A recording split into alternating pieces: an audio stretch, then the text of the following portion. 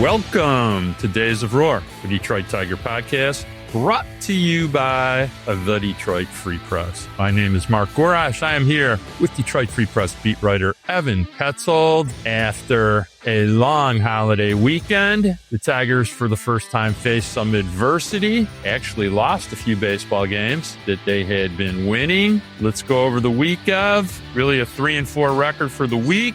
Played a tough Cardinals team, played Cleveland at home. Cleveland took some lunch money. Let's discuss it. Yeah, 3-4 record this week for the Tigers. 2-1 versus St. Louis Cardinals in St. Louis, and then 1-3 versus the Cleveland Guardians in Detroit.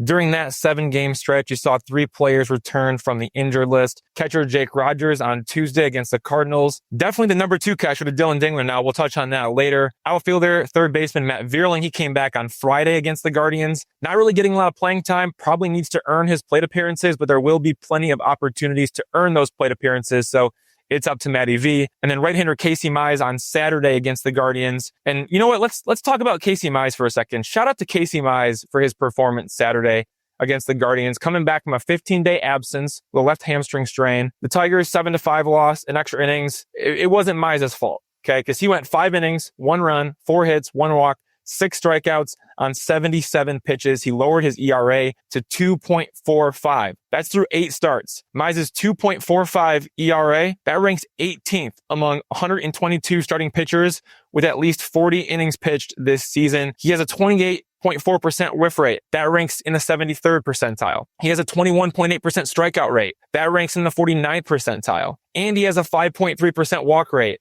which ranks in the 85th percentile. He is missing bats, racking up strikeouts, and limiting walks, and his expected ERA is in line with his actual ERA, which is a great sign for future performance. It means that he's not getting lucky. Casey Mize is doing what Casey Mize is doing right now, and you can expect him to continue doing this. Is he going to have a sub, 2.5 ERA the rest of the season? No. But could he be right around that 3 ERA range? Maybe. He's sure pitching like it right now. So it's been very, very impressive. This is the most consistent we've seen Casey Mize. And I know Tarik Skubal he's been incredible. Okay. And he is incredible. But let's step back and appreciate what Casey Mize is doing right now. Like, as a former number 1 overall pick who looked like he was on the verge of extinction last season. Like, Casey Mize did not pitch in the postseason last year. Now, if you were to ask me, Casey Mize or Jack Flaherty, right now, give me Casey Mize. Casey Mize or Kiter Montero. That's not even a question. Casey Mize. How about Casey Mize or Reese Olson? I would lean Olson, but you could certainly talk me into Casey Mize. The point is, Casey Mize is pitching like the number 2 or number 3 starter in the Tigers rotation, and he looks like he's only getting better. And don't worry, we're going to talk about what Tarik Skubal did on Sunday, the complete game shutout on 94 pitches, but that's happening a little bit later on in the show, so stay tuned there. Want to shift gears to Memorial Day. The Tigers also played on Monday against the Giants. So technically that's a 4-4 record since our last podcast. Big hit from Riley Green. He struggled in 3 areas: strikeouts, left-handed pitchers, and runners in scoring position. Those have been his 3 weak spots on offense so far this season. He's been great otherwise. He entered Monday's game with an American League leading 65 strikeouts while batting 164 against lefties and 217 with runners in scoring position. He came up clutch in the 5th inning, 2-run single off left-handed reliever with the bases loaded. He was behind 0-2 in the count. Then he avoided the strikeout. He just, there's a slider down and away, flicks it into right field, 2-run single. The Tigers needed those 2 runs. They ended up winning 3-1. Good for Riley, good for the Tigers. But the story of Monday's game, Mark, was Javier Baez with that ejection and heated exchange with home plate umpire Phil Cuzzi. Here's the audio of what Javi said post-game, and then we'll break it down.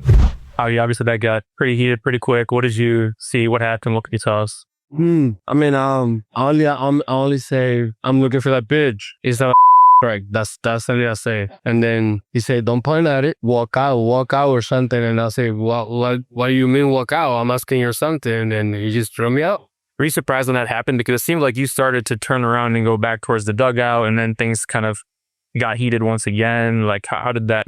That's why I got so mad, because you don't have to throw me out because I'm asking you or I'm saying something about distraction. I was not even close to swing out that pitch, and it's not even about the call. It's about the competition, Like, he struck me out with a pitch almost that it bounced in the grass, and they threw it out there because I know I can get to it. And I make my adjustment. I win the bottom. Then he messed it up. So it's not even about the call. It's about how he treat me. I'm not an animal. We can talk. We can argue, and that's it. If he would have told me, okay, I missed it, I would have shut up and we'll go out to it because we competing. And I know he's not perfect, but don't treat me like that. All you were looking for in that situation was just accountability from him. Yeah, and I'm leading off, and I'm coming from center field from the second, leading off the second time. I'm tired. I'm kind of like speed up because I got to put everything on, and then I got to face this guy that is on 100. But it's all right, but just don't treat me like that.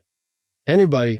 So basically, here's what happened. Full count from Giants right-hander Hayden Birdsong to Javier Baez, down and away, 80-mile-an-hour curveball off the plate. One of those pitches that old Javi would have swung and missed at. But new Javi, he didn't swing. He took it. It was called a strike by Phil Cuzzi. Should have been called a ball. Again, it was a full count. So it should have been a leadoff walk for Javi.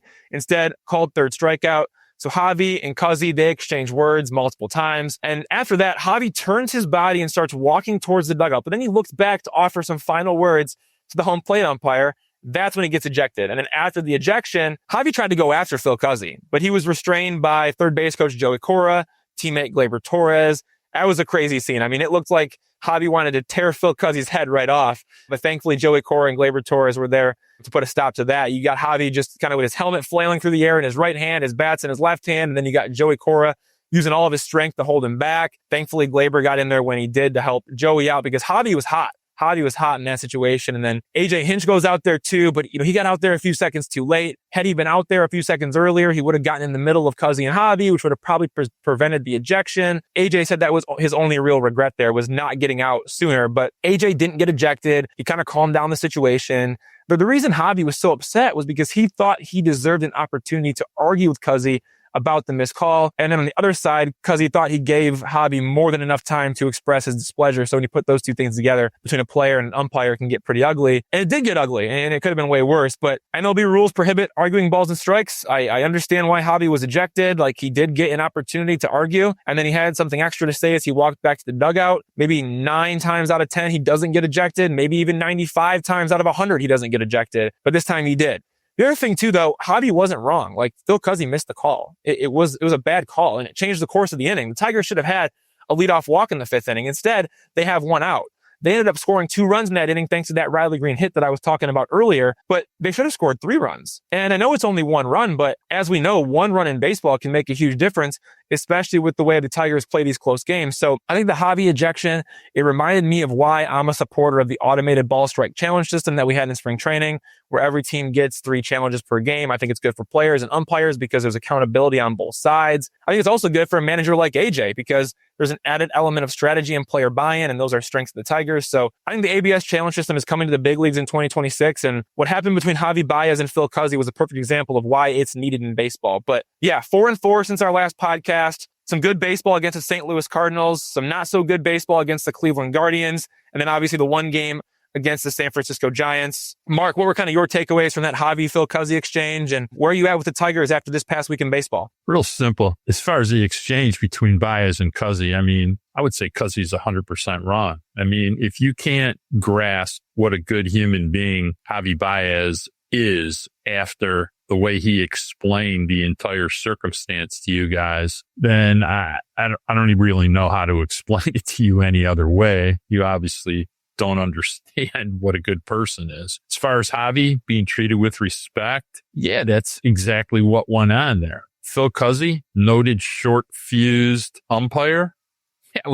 I'm sure the league will not be too happy with how that all transpired. And as far as the ABS system, I think I'm up to like 316 tweets wishing for the ABS system to be implemented after spring training. It's ruined every one of our baseball friends, purists, anyone that understands the game. Umpires, I'm sure they're eager for it too, because who wouldn't want to be corrected when they're wrong? So next year, obviously going to be implemented. And I got to tell you, the ball strike umpiring of the last 2 weeks, it's just been putrid. I can't believe how many calls are being missed and how much impact there is on the game. So looking forward to that. As far as how the Tigers are playing, did we really think they were going to never have a bad day, a bad series, not come up with the clutch hit? For a third of the way into the season, this has been magical. They have almost never played poorly for longer than a game. They have won 13 games by more than 5 runs already. It's almost a season worth. So if you don't think they're going to have games or series of poor execution in really what went on in the Cleveland series, there were 2 or 3 winnable games. They just didn't get clutch hits. They didn't exactly relief pitch great either. And we need to talk about that because A, there is some need there. B, when you're winning all the time and the same 4 or 5 relievers are mandated to protect the lead day after day after day, and you're playing 23 games in 24 days, eventually your arm can't withstand the wear and tear and your execution diminishes. And I think we're starting to see some of that. But did Tarik Skubal bail them out? Hell yeah, he bailed them out. Did Riley Green make an adjustment, outthink Miller, who had executed a perfect on the corner down and away slider to start the at bat, and Riley went 2 inches further than that and looped it over the second baseman's head? Man, that was a damn beautiful at bat. That's a winning baseball at bat. So did they hold the lead against a team that plays very much like Cleveland? Yes. They don't have Cleveland's bullpen. Nobody has Cleveland's bullpen, maybe ever. So yeah, interesting week from a standpoint of a little different than how it's been going for the last 7 weeks.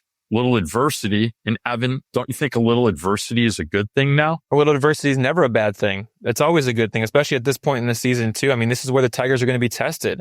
And we saw that, it's how do you respond when you're tested in the way that you are and you lose 3 games in a row to the Cleveland Guardians. And that's a team that, again, like as much as you want to put what happened last year in the rearview mirror, and I think the Tigers have done a good job of doing it. Like it's still like in the back of everyone's mind. Like you can't just forget about what happened last year. You can't just forget about the fact that you lost to those guys in the ALDS. You can say, yeah, we've moved on from it, but you always know it's always in the record book that you played the Cleveland Guardians in the ALDS and you lost. And you had a chance to go to the ALCS and play the New York Yankees, but you lost. You fell short. And so when you lose 3 games into a row to them, it's like, oh boy, like here we go again. And to respond the way that they did, again, huge credit to Tarik Skubal for doing what he did to get them back on track. But then you win Monday's game. You win on Memorial Day against the Giants, and you really do turn the page from that Cleveland series. I think if they would have lost Monday's game, you feel like, oh man, we've lost now 4 of our last 5 games. Maybe we only can win when Tarik Skubal pitches, but no, like they showed up, they played a really good game, and they got the job done. It was a close game. They won 3-1 on Monday, and I think that was huge for turning the page, getting past that Cleveland series, and just kind of moving on and moving forward, because you got to turn the page like that in the big leagues, because you are going to be hit with adversity. But the Tigers have been hit with adversity before and they bounce back. They've shown they can do that time and time again. Not only when it comes to stretches of games, but even like within the game. Like they show that they can bounce back from adversity within innings and within games and within series and within stretches. Like this is in their DNA, is to bounce back, and they're continuing to show it time and time again. And it's one of those things, the more that you do it, the more you believe, the more consistent you become, the more that they can move past adversity and overcome it, the easier it's going to be moving forward, time in, time out. So I really like what they're doing right now. It's a really good sign that they won on Monday. They can put that Cleveland series in the rearview mirror. Things are going really good right now for the Tigers, even though they're not playing as hot a baseball as they were earlier on. All right, it's time to jump into question 1 of the big 2. 1/3 of the 2025 season is in the books. Tigers are at 35-20. How do we feel after 55 games, and what are we watching for the final 107 games, Ev?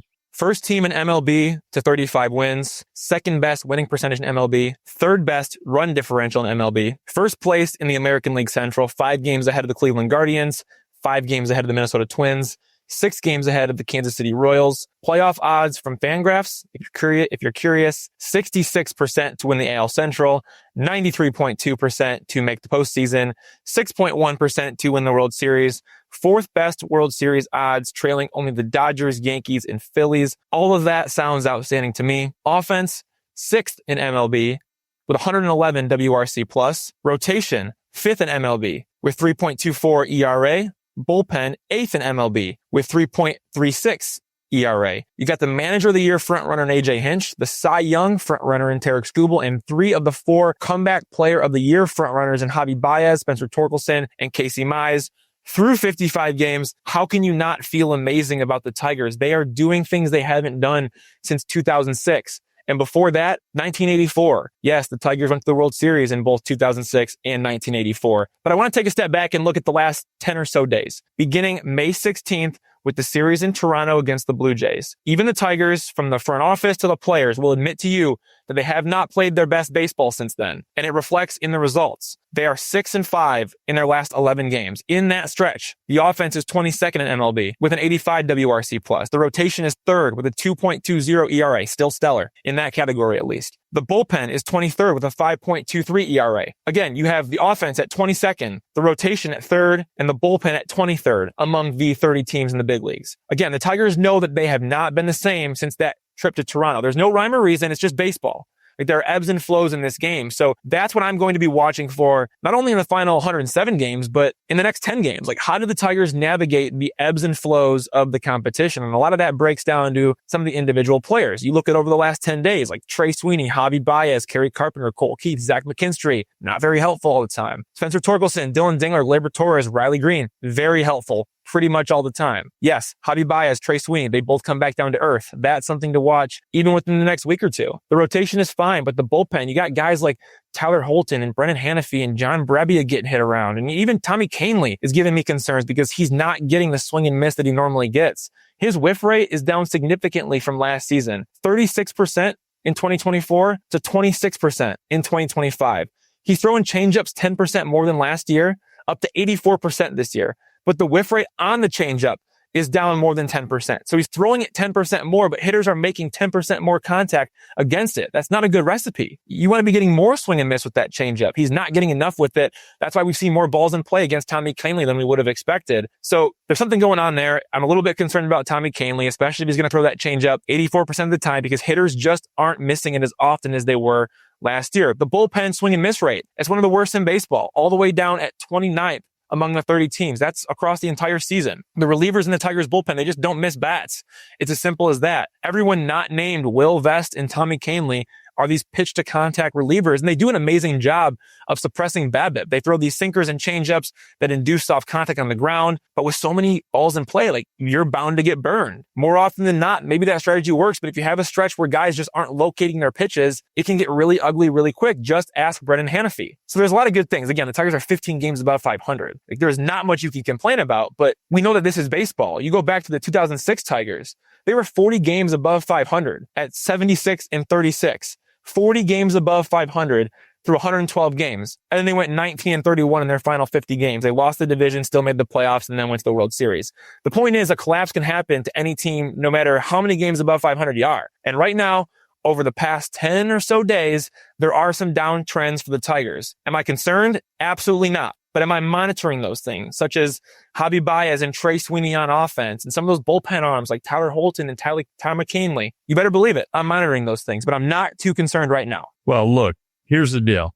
162 games, 26 weeks. It's a long damn time. And if a slump is a 6-5 record in 11 games, bring it on. So what we need to really start addressing is, look, the Tigers have a style of play and a culture and a lot of plug and play players, but that's starting to change. The dynamic of who drove the bus for the first third of the season is now going to change. I don't necessarily look at the rest of the season all in one global scope. What I really try to look at is 54 game sections. So I'm looking at this next 54 game section and what will the Tigers be? It's not going to be the same as the first 54 games. You have Matt Vierling getting worked into the mix. You got Parker Meadows within 10 days. You got different players needing to step up and take different responsibilities.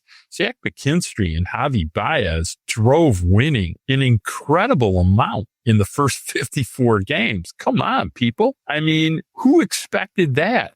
But it's not sustainable, right? I think that's your point, right? Like, it's not sustainable. It's not sustainable from them. So the question becomes, in the next 54 games, who's next? Who's stepping up? You know, you can count probably on Riley Green. You know, you can count on Kerry Carpenter.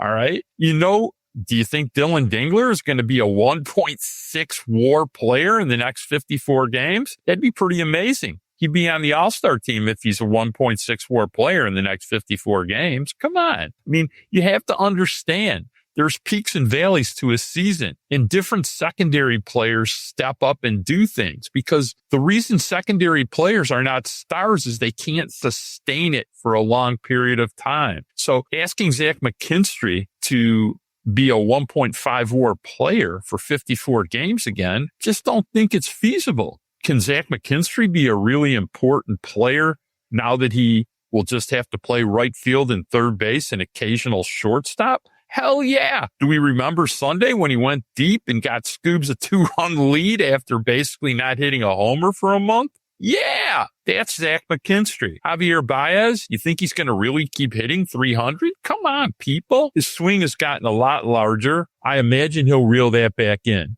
But, listen, do I expect Gleyber Torres to contribute offensively the way he has in the first third of the season? Damn right I do. That's how he plays. He did nothing but play like Gleyber Torres in the first 54 games. He'll do it again in the next 54 games. Those are the players you're going to lean on. Do I expect Spencer Torkelson to hit 13 home runs in the next 54 games? He might. Swinging the bat damn well. He's still hitting 240. But you don't care he's hitting 240 because all the rest of the productivity metrics are great. If you want to worry about something in the next 54 games, worry about their pitching. Their pitching looks tired. It looks really, really tired. But at the same time, do you think Jack Flaherty's going to keep sucking? Because it's not that he's been bad. He's just not been good. And there's a lot more in there. And they fixed him before. Do I expect Reese Olson to stop getting hurt every 10 starts? I'd like to think so. Do I expect Jackson Jobe to continue to improve? Yeah. So the rotation, getting a little wear and tear on it. Do they have some depth in it? Yes. Or am I expecting Alex Cobb to throw an inning? Probably not. Am I happy with how Kiter Montero has been? People, if you don't think Kiter Montero has been a godsend, they're 5-2 when Kiter Montero has started. He's thrown 4 unbelievable games. I know you get mad when he gets hit around or he gives up a lot of base runners, but at the end of the day, they win when he pitches, and he pitches much better than you think. The dynamic is going to be the team dynamic is changing. Different players are going to play. Is Parker going to step up and be Parker Meadows? Man, that would be awesome. Okay. So is Matt Vierling going to play 3 positions and contribute? I think so.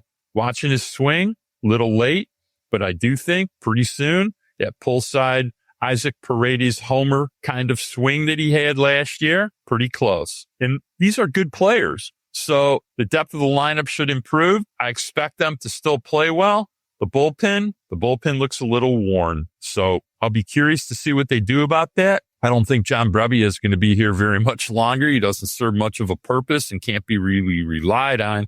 And you'd rather see Tyler Owens and a name to start watching. Dylan Smith, they put about 50 pounds on him and really upgraded his slider. He's now 96, 98 out of the bullpen with a really good slider. You're going to see him pretty soon. So that's what I expect in the next 54 games of. But who's it going to be? Is it going to be Colt Keith? Is it going to be Matt Vierling? Is it going to be Gleyber Torres stepping up and having a career-type month? Is Spencer Torkelson going to keep hitting the way that he's been hitting? Riley Green, is he going to really have one of those real Riley Green months where he puts the team on his back and he carries them? Because he's done it before. We've seen him do that, where he can really, he can go and he can hit near 400 in a single month. We've seen Riley Green do that before.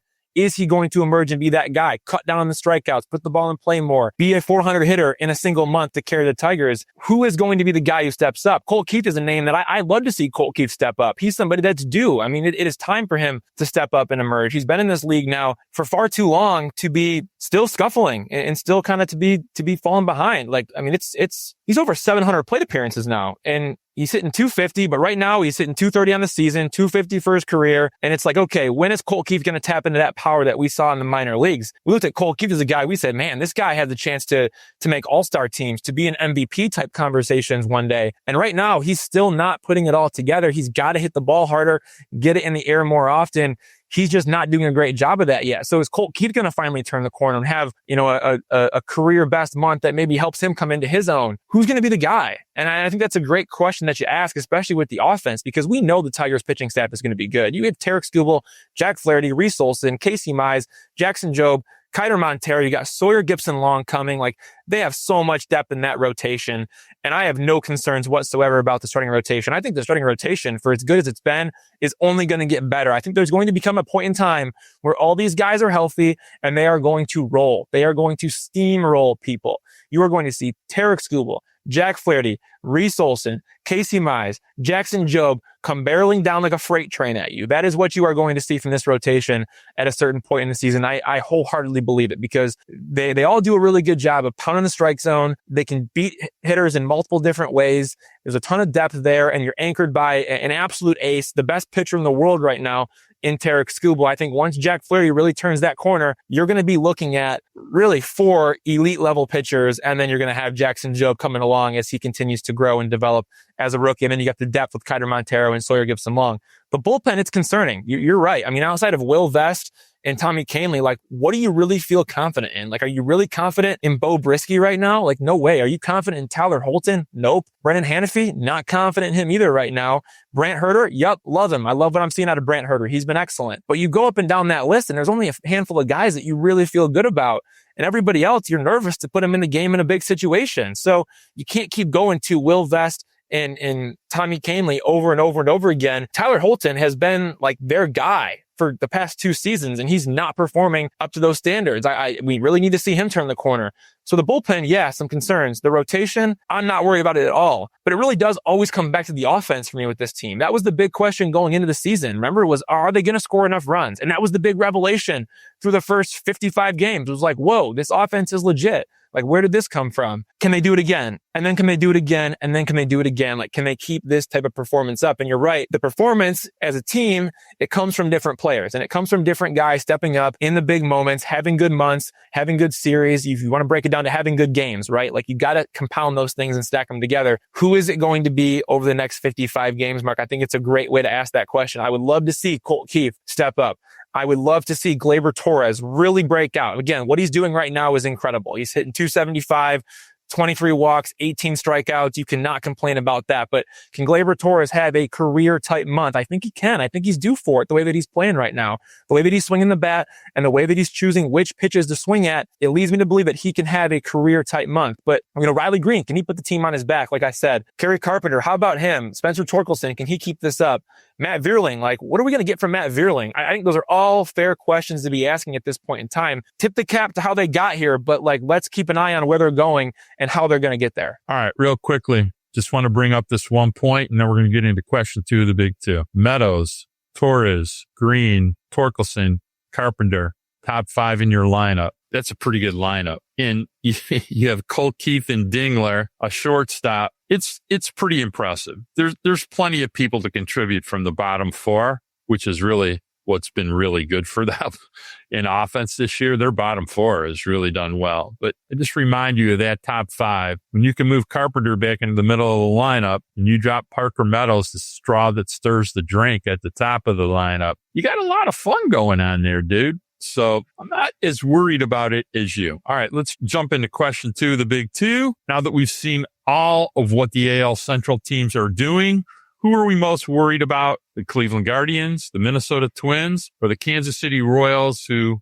we haven't really seen? So let's discuss it. I mean, the pitching for both teams, of all 3 teams, really, really good. Give me your impressions. I mean, that bullpen from Cleveland was just filthy. Yeah, I think I should be most worried about the Twins because of their all-around talent. But then recency bias tells me I should be most worried about the Guardians. But I'm probably most worried about the Royals just because of the upside there. I don't think the Royals have played their best baseball yet in 2025. Their pitching is second in MLB, but their offense is all the way down at 27th in MLB. But their offense, I think, is one of the best in baseball at putting the ball in play. So I think that poses a challenge to the Tigers, especially their bullpen, right? Like, I would expect the Royals offense to improve as the season continues. And if they keep pitching like they're pitching, they can be really dangerous. The Tigers are going to see them this week for a 3-game series at Kauffman Stadium. You have Bobby Wood Jr., Jonathan India, Michael Garcia, Michael Massey, Vinny Pasquantino, Freddie Fermin. Those guys put the ball in play relentlessly. And then you have Salvador Perez, who's due to heat up soon. He only has a 226 batting average, but he has a 293 expected batting average. There's just a lot to like about that offense, even though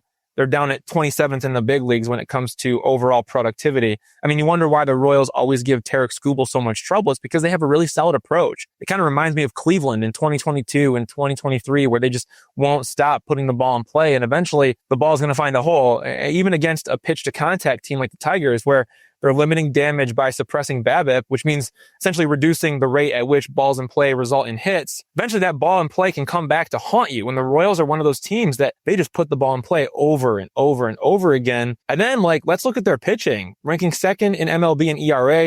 You got Chris Bubich pitching like an ace of that staff with a 1.45 ERA. And then you have Seth Lugo at 3.02 ERA, Michael Wacha at 3.21 ERA. And we haven't even seen the good version of Cole Ragans, who has a 4.53 ERA in 9 starts. Both Lugo and Ragans are on the injured list right now, but maybe not for long. Lugo is eligible to return May 29th after right middle finger inflammation, and Ragans is eligible to return June 1st after left groin strain. So it sounds like both those guys will be back when they're eligible. So the Tigers could see Lugo on May 30th for the series opener and Ragans on June 1st for the series finale. As for the bullpen, the Royals have just a bunch of dudes back there. Like almost everyone has a sub-2 ERA. Daniel Lynch, Carlos Estevez, Lucas Ursag. Then you have John Schreiber sitting around a 2.5 ERA. Like it's a good rotation. And it's a good bullpen. And I really think the offense is going to spark soon, which could make for a really fun series this week between the Tigers and the Royals. However, there are also a lot of reasons why you could say, hey, look, the Twins worry me and the Guardians worry me. Like we just saw what the Guardians are capable of doing. And the Twins, they have Royce Lewis, Byron Buxton,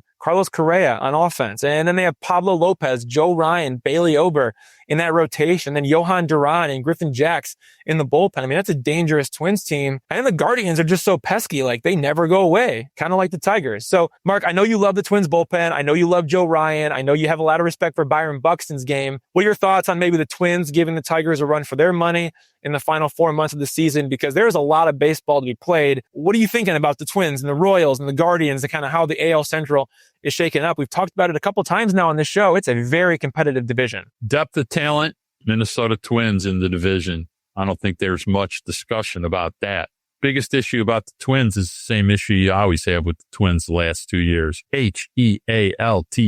How healthy are the Minnesota Twins?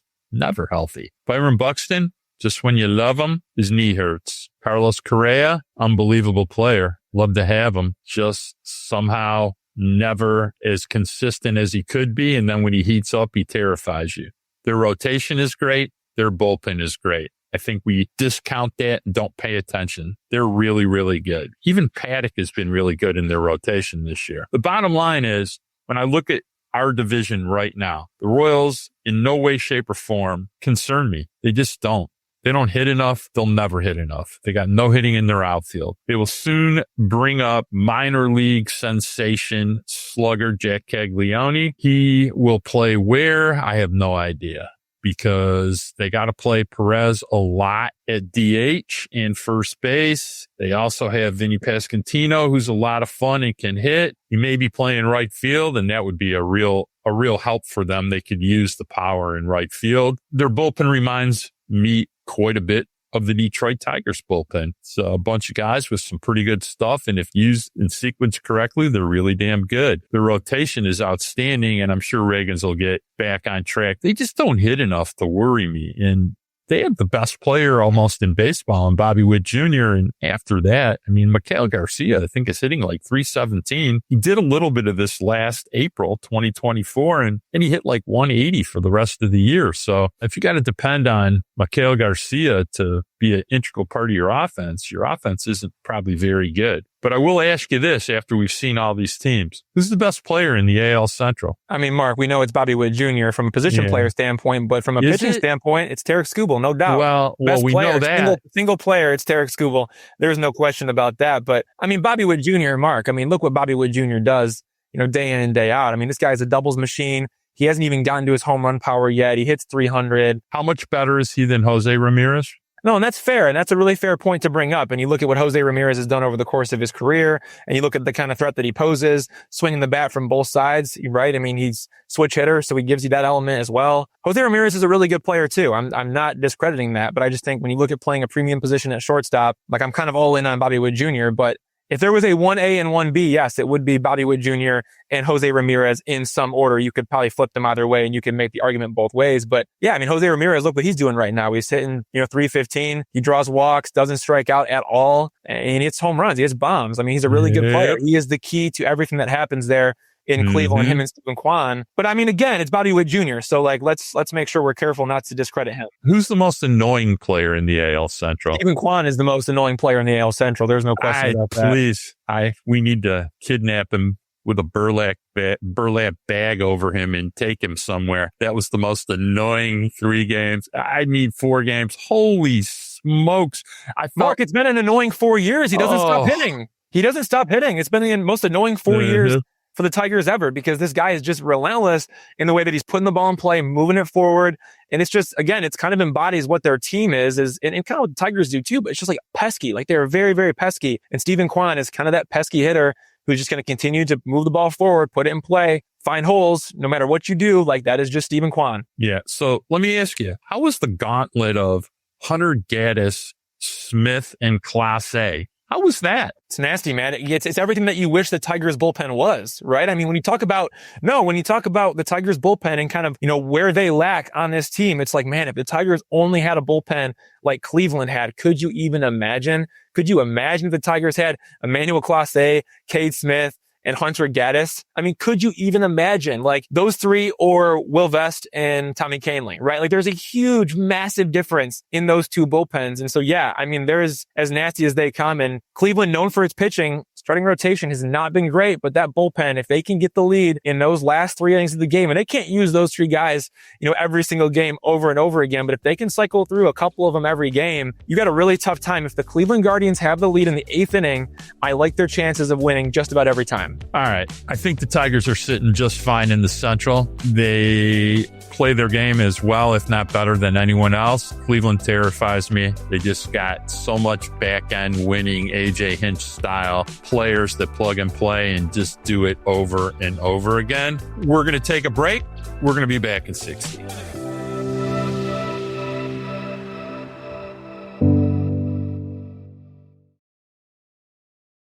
All right, we're back. Tarik Skubal threw 95 pitches of maybe the single greatest game in Detroit Tiger history, even greater than no hitters. There's a lot of ways to measure what he did. I think game score, it was maybe the single greatest game score ever registered. If you don't know what game score is, Google it from Fangraphs. But I'd have to say 13 strikeouts, 2 base runners, 25 whiffs, 102.7 on his final pitch. One of the hits was tainted. It was the greatest game I ever saw pitched. And I've seen some pretty damn great games. So what's your thoughts, Evan? You watch a lot of baseball every year in person, and I don't know if you've ever seen anything like that. To be fair, it was 94 pitches, not 95 pitches. And also game score, Baseball Reference, not Fangraphs. And the only reason I mention game score, Mark, is because we must be on the same brainwave, because that's exactly where I'm going with this. 2 weeks ago, we talked about Tarik Skubal entering Justin Verlander territory, because Skubal starting to flirt with no-hitters on a regular basis like Verlander did in his prime. But now Skubal may have passed JV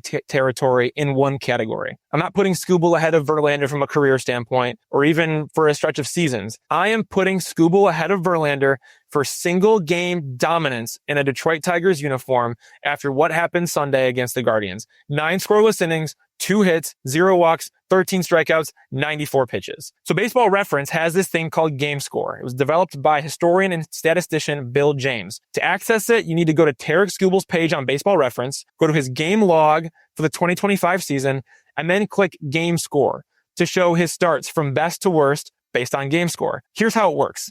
This is game score. You start with 50 points. You add 1 point for each out. So 3 points for every inning completed.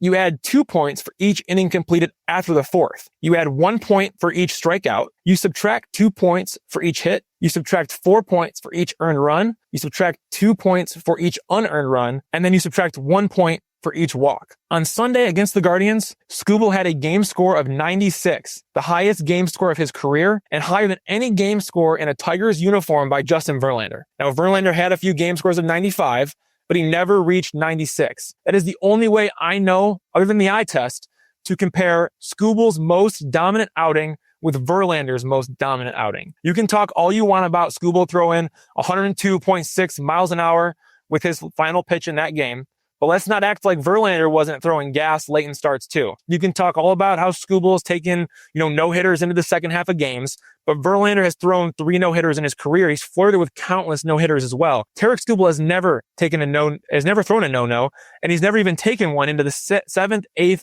or 9th innings. To be clear, Tarik Skubal has never taken a no-hitter into the 7th inning. Justin Verlander's done that many, many, many times. Like, how many times in a row did Verlander do that during his prime? It felt like he was doing it every single start. But when it comes to single game pitching performance, single game dominance, I do think Skubal had one of the best in franchise history on Sunday against the Guardians. And again, according to Game Score, better than any single game performance Verlander had, even better than Verlander's no-hitters when it came to pure dominance. And then on top of that too, Tarik Skubal is on his way to winning back-to-back Cy Young awards. You know who never did that? Verlander never did that. Actually, no American League pitcher since Pedro Martinez in 1999-2000 has won back-to-back Cy Young awards. Right now, Tarik Skubal leads all pitchers in the big leagues with 2.7 F4. And in the AL, the next best pitcher is Garrett Crochet at 2.2 F4. It's not even close. There's a group of AL pitchers below Tarik Skubal on the food chain. It's Garrett Crochet, Nathan Eovaldi, Chris Bubich, Max Fried, Hunter Brown, Brian Wu.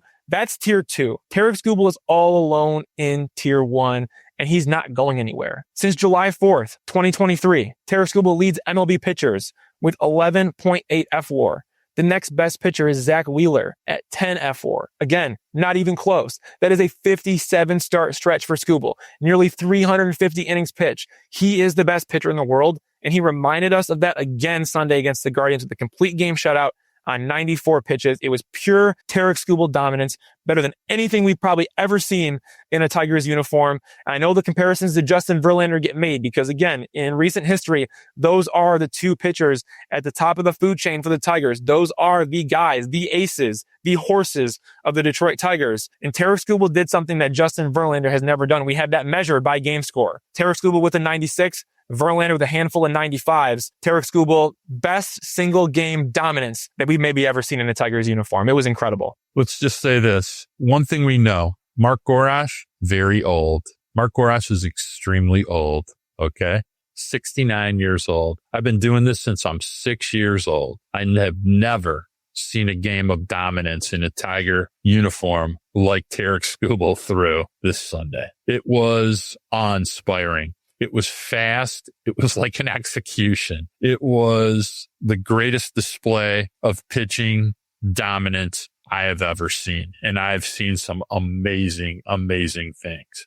So I think we'll always be able to say, remember that game that Tarik Skubal threw? Because everybody for the rest of their baseball watching life will always remember Sunday. Almost better than a no-hitter. Weird how that works because no-hitters, there's a lot of luck. Wasn't any luck in what Tarik Skubal did on Sunday. As far as his greatness, when you tell me that the second best pitcher since July of 23 is Zach Wheeler, if you don't understand how great, consistent, and dominant Zach Wheeler is, and Tarik Skubal is 1.7 WAR better than that over a 2-year period, then I think that is a great way of describing the dominance of Tarik Skubal. Something I think we'll all remember. All right. Dillon Dingler, who caught Skubal's complete game shutout, has now established himself as the number 1 catcher.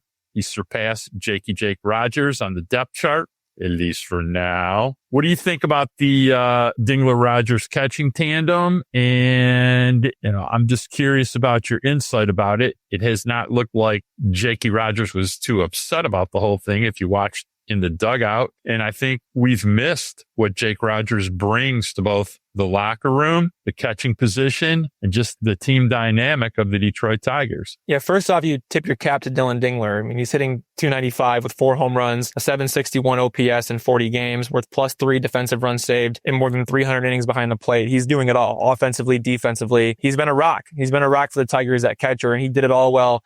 Jake Rogers went down with an injury. And that's a lot of pressure on a guy like Dillon Dingler. Jake Rogers goes down for 6 weeks with an oblique injury, and you got Dillon Dingler basically thrown into the fire of saying, hey, step up. You got to be the guy. And Dillon Dingler does exactly that. I think we have to tip our cap to Dillon Dingler for the way that he was able to do that. And then, not only has Dillon Dingler taken over as the number one catcher on the Tigers, but also he may have taken over as Tarik Skubal's personal catcher, which was really the main thing keeping Jake Rogers in the mix, aside from being a glue guy. It was very interesting when AJ Hinch goes with Dingler, not Rogers, for Skubal's start on Sunday. It was the first time that a healthy Jake Rogers did not catch Tarik Skubal since September 3rd, 2023, when Carson Kelly was behind the plate. Dingler and Skubal, they've had career best success together. Tarik Skubal has put up numbers that he has never put up before with Dillon Dingler behind the plate while Jake Rogers was on the injured list. Then Rogers comes back. He immediately works with Skubal again for that one start in St. Louis against the Cardinals. And now everything's changed. Jake Rogers being the personal catcher for Tarik Skubal, which was a thing. We all talked about it in spring training. AJ Hinch commented on it. It was a thing. Again, they won the Cy Young together last year.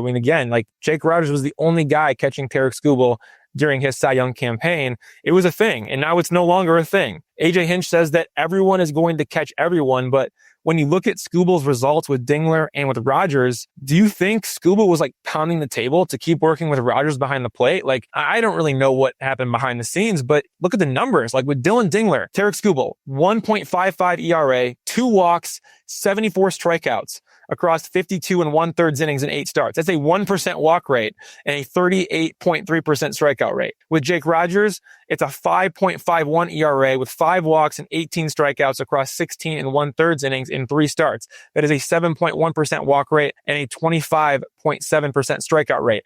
The differences: 1.55 ERA with Dingler, 5.51 ERA with Rogers. 1% walk rate with Dingler, which is just absurd. 7.1% walk rate with Rogers. 38% strikeout rate with Dingler. 25% strikeout rate with Rogers. So Dingler has clearly emerged as the Tigers' number one catcher. And what is Jake Rogers' role on this team now? I think that's a fair question to ask. He's a glue guy. He's great behind the scenes. He's very good defensively, but he's not hitting at all. I'm not trying to write off Jake Rogers. I'm just trying to figure out what is exactly his role, unless it's just backup catcher to Dillon Dingler at this point, catching on days when Dillon Dingler needs a day off. I think Jake Rogers is very talented, especially on the defensive side, but if he's not hitting, what's his role? He's hitting 160 in 9 games. His OPS has already plummeted when you go back and look at what he did in 2023 with his 21 homer season to the 2024 season when he just wasn't as productive. The OPS has already plummeted. He's hitting 160 right now.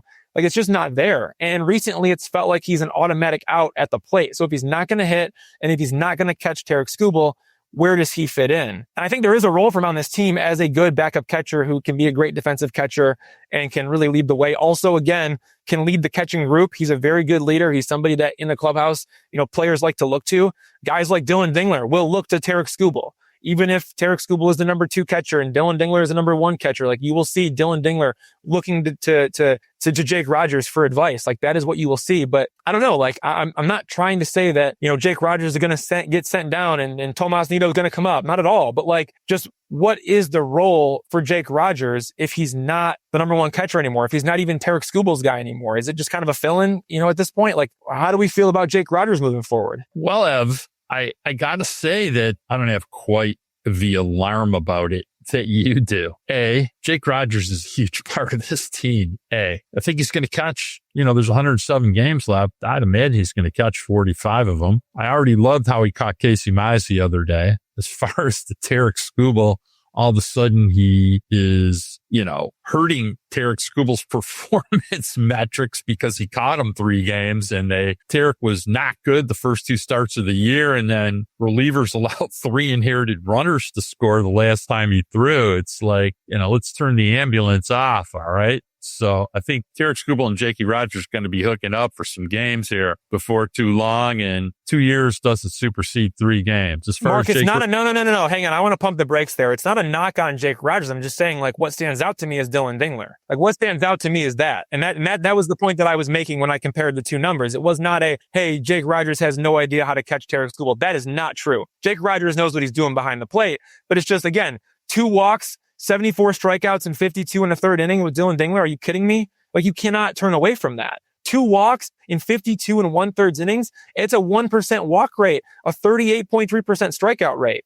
That's more of what it's about for me. Yeah, well, I got news for you. if you ask me to assign responsibility for the numbers Tarik Skubal's putting up with Dillon Dingler catching, I'll assign the same level that I did when Jake was catching. It's about 85% Tarik Skubal, 15% the catcher. Okay. So as far as that goes, I would say the performance is mostly on Skubal. It's nice to see that Dingler has progressed so much, and what a great 7 weeks he's had since Jake went down.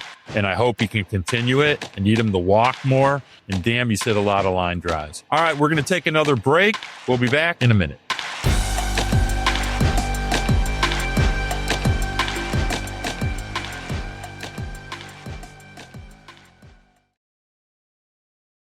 We're back. Let's touch on some injury updates. I've got some important players on the verge of being ready to play. The question is, who's coming back? Who's staying at Toledo? So update us on the Reese Olson, Parker Meadows, Wenceel, Pérez, Sawyer, Gipson-Long. Tell us where we are and how soon we should see him. Let's start with Reese Olson. That's the big name on this list. He landed on the 15-day injured list with a right ring finger inflammation issue and is eligible to return June 2nd, which is the series opener between the Tigers and Chicago White Sox at Guaranteed Rate Field, which is funny enough where Olson made his MLB debut in 2023. He played catch just a few days after landing on the injured list, so I'd expect him to spend the minimum 15 days on the IL and return to the Tigers as soon as June 2nd. I have no reason to believe there will be any setbacks here. I don't think he will need a rehab assignment. I would say you can put it on your calendar, June 2nd, keep an eye out for Reese Olson. Nothing is guaranteed right now, but it sure seems like it's trending in that direction. Wenceel Pérez, he has not played this season because of lumbar spine inflammation. He's played 6 games on his rehab assignment, currently with AAA Toledo. He has been eligible to return since May 23rd. So he can return at any point now, but he's required to return to the Tigers or be optioned to AAA Toledo by June 5th because position players can't spend more than 20 days on rehab assignment.